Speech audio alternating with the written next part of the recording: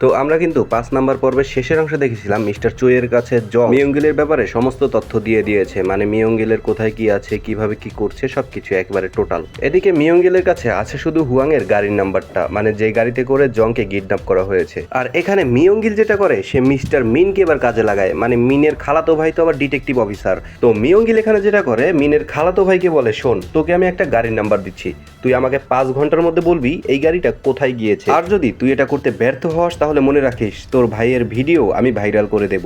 তোর হাতে সময় মাত্র 5 ঘন্টা। আর ভাইয়ের এমন বিপদ দেখে সেই ডিটেকটিভও রাজি হয়ে যায়, বলে ঠিক আছে আমি তোকে লোকেশন বের করে দিচ্ছি। এরপরে ইয়ং চলে আসে মেইন ডিটেকটিভ অফিসে, মানে যেখানে শহরের প্রত্যেকটা সিসি ক্যামেরার অ্যাক্সেস থাকে। এইদিকে মিস্টার চুইয়ের গ্রুপ আবার কাজ শেষ করে বাড়িতে ফিরছিল। তখন মিস্টার চুই হাইজুকে বলে, এবার করোনার জন্য তো তেমন একটা ঘোরা হলো না, তবে আমি এই মিশন শেষ করে আমি তোমাকে নিয়ে রোম যাব, তখন তোমাকে দেখিয়ে দিব পয়সা কিভাবে খরচ করতে হয়। অন্যদিকে দেখা যায় মিয়ঙ্গিল আবার ক্যাপ্টেন জাংকে সাথে নিয়ে ভয়ঙ্কর এক টিম তৈরি করেছে মিস্টার চুইয়ের বিরুদ্ধে যুদ্ধের জন্য। এইদিকে ইয়ং আবার সেই ডিটেকটিভ অফিস থেকে অনেক খোঁজাখুঁজির পরে অবশেষে হুয়াং এর গাড়ির নাম্বারটা ডিটেক্ট করে ফেলে। অন্যদিকে আবার মিস্টার চুইয়ের বাড়িতে হুয়াংরা সবাই আজকে ডিনার করছিল। তারা এখানে পরবর্তী প্ল্যান নিয়ে কথা বলছিল আর একে অপরের সঙ্গে অনেক ভালো সময় কাটাচ্ছিল। বোঝার কোনো ক্ষমতাই নেই যে এলা আলাদা আলাদা পরিবারের লোক, দেখে মনে হচ্ছিল এটা সম্পূর্ণ একটাই পরিবার। আর এই সময়টা তাদের দারুণ কাটছিল ভাই। যাই হোক, এদিকে আবার মিস্টার মিনের ঘুম হচ্ছিল না, মানে সেই ঠিকানা না দিতে পারলে তো আবার ওর ভিডিও ভাইরাল করে দিবে। তখন ডিটেকটিভ ইয়ং তাকে সান্ত্বনা দেয়, বলে বেটা টেনশন করিস না, আমি আছি তো, সব সামলে নেব। এইদিকে হুয়াং আর লিদো বাইরে বসে একা একা গল্প করছিল। তখনই লিদোর ফোনে তার স্ত্রী কল করে। হুয়াং বিষয়টা জানতে চাইলে লিদো বলে, ভাই তোকে একটা কথা বলা হয়নি, আমি আসলে বাবা হতে যাচ্ছি।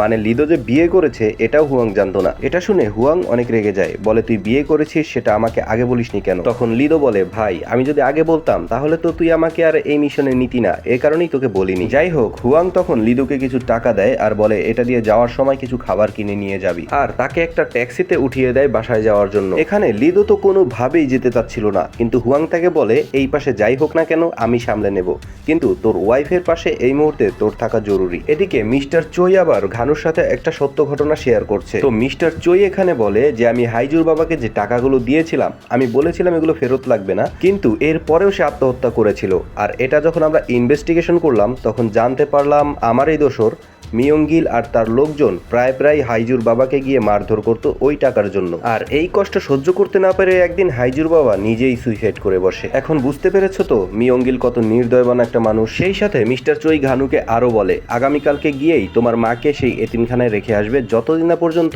এই সমস্যার সমাধান হয়। তখন ঘানুও বলে ঠিক আছে, তাহলে আগামীকালকে সকালেই মাকে নিয়ে আমি এতিমখানায় রেখে আসবো।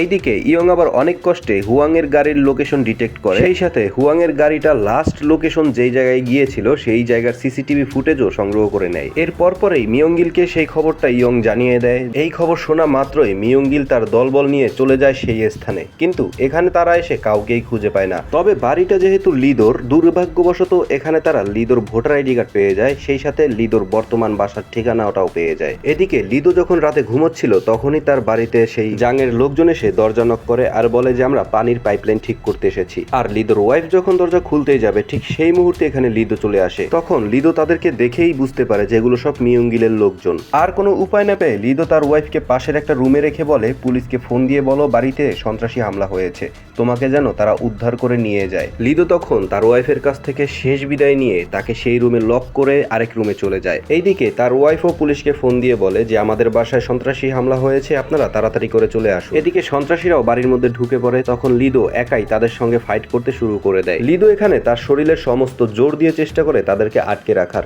কিন্তু বুঝতে হবে ভাই লিদো হচ্ছে একা আর তারা হচ্ছে কয়েক ডজন। আর একটা সময় গিয়ে লিদোও তাদের হাতে ধরা পড়ে যায়। তখন মিয়ঙ্গিল এখানে আসে আর লিদোকে বলে, শোন আমি জানি তোর ওয়াইফ প্রেগনেন্ট, তোর বউকে আমি কিচ্ছু বলবো না, তোকে আমি কথা দিলাম, কিন্তু এর বিনিময়ে আমার লাগবে হচ্ছে হুয়াং এর ঠিকানা। তুই যদি আমাকে হুয়াং এর ঠিকানা দিস তাহলে আমি তোর ওয়াইফকে ছেড়ে দিব, ভেবে দেখ তুই তোর বউকে বাঁচাবি নাকি তোর বন্ধুকে। তখন লিদো অঝরে কান্না শুরু করে আর আমরা বুঝতে পারি হয়তোবা সে হুয়াং এর ঠিকানা বলে দিয়েছে। পরের দিন সকালবেলা হুয়াং মিস্টার চোয়ের বাসায় ঘানুদের সাথে একসাথে ব্রেকফাস্ট করে। এরপরে ঘানু তার মাকে দিয়ে আসবে সেই এতিমখানায়, আর এখানে তার সঙ্গী হয় হচ্ছে আমাদের হাইজু, কারণ উজিন এখনো ঘুম থেকেই উঠে। আর হুয়াং চলে যায় তার কাজের জায়গায়, মানে তার রেস্টুরেন্টে। এরপর সে যখন তার পোশাক পরে বের হয় তখনই সামনে মিয়ঙ্গিলকে দেখে। মিয়ঙ্গিলকে দেখেই হুয়াং বলে, তুই আমার ঠিকানা কোথায় পেলি? তখন মিয়ঙ্গিল বলে, কেন লিদো দিয়েছে।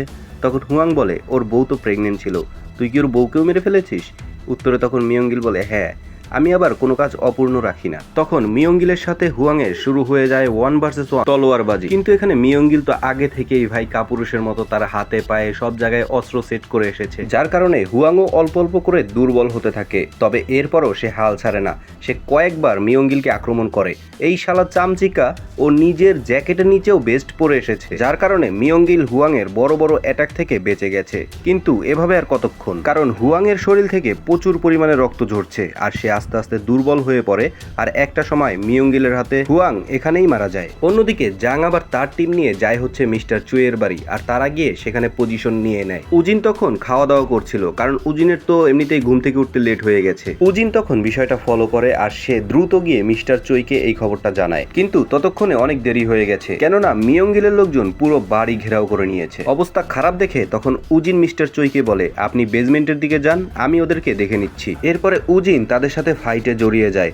উজিন এখানে তার রক্তের শেষ বিন্দু দিয়ে চেষ্টা করে যেন মিস্টার চুইয়ের কোনো ক্ষতি না হয়। এদিকে মিস্টার চুই আবার বেসমেন্টে গিয়ে তার পিস্তলে গুলি লোড করতে থাকে নিজের আত্মরক্ষার জন্য। অন্যদিকে উজিনের সাথে এবার ফাইট হয়ে হচ্ছে জাংয়ের, আর উজিন কিন্তু ভাই মারামারি করে আগে থেকেই দুর্বল, যার কারণে সে জাংয়ের সাথে তেমন একটা পেরে ওঠে না। আর জাং এখানে উজিনকে মারে তো মারেই, সেই সাথে তার চাকু দিয়ে উজিনের পেতে কয়েকটা স্টেপ বসিয়ে দেয়।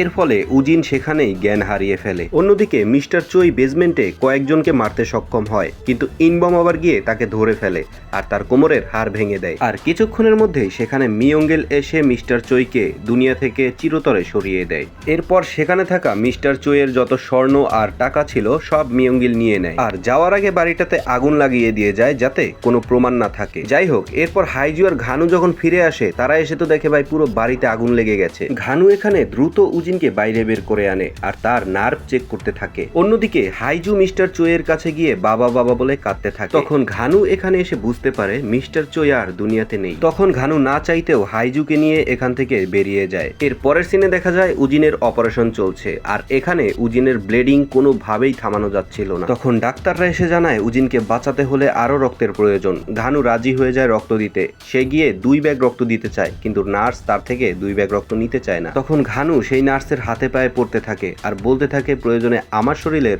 যত রক্ত আছে সব নিয়ে নিন, কিন্তু তারপরেও আমার ভাইটাকে বাঁচান। আর এই সিরিজের এই পর্বটা এখানেই শেষ হয়ে যায়। ভাই, আপনারা বিশ্বাস করেন আমি সবচেয়ে বেশি খুশি হতাম আমার ব্যক্তিগতভাবে যদি হুয়াং, লিদো, মিস্টার চুই এরা যদি এই সিরিজের একদম শেষ পর্যন্ত থাকতো। সত্যি বলতে আমি আমার এক্সপ্লেইনের ইমেজ হারিয়ে ফেলেছি এই ক্যারেক্টারগুলোকে হারিয়ে এই পর্যন্ত। যদিও আপনার বা আমার এখানে কিছুই করার নেই, কারণ পরিচালক যেভাবে চেয়েছে সেভাবেই তো হবে, তাই না? যাই হোক, এখন আরো 2টা পর্ব আছে। যদি উজিন বেঁচে থাকে তাহলে দেখবো ঘানু, উজিন আর হাইজু মিলে কি করতে পারে। যাই হোক, ভিডিওটি ভালো লাগলে একটা লাইক করে দিন। সেই সাথে চ্যানেলে যদি আপনি নতুন হয়ে থাকেন অবশ্যই সাবস্ক্রাইব করতে ভুলবেন না। তো দাওয়াত রইল আগামী এপিসোড দেখা। সে পর্যন্ত সকলে ভালো থাকেন, সুস্থ থাকেন। আল্লাহ হাফেজ, আসসালামু আলাইকুম।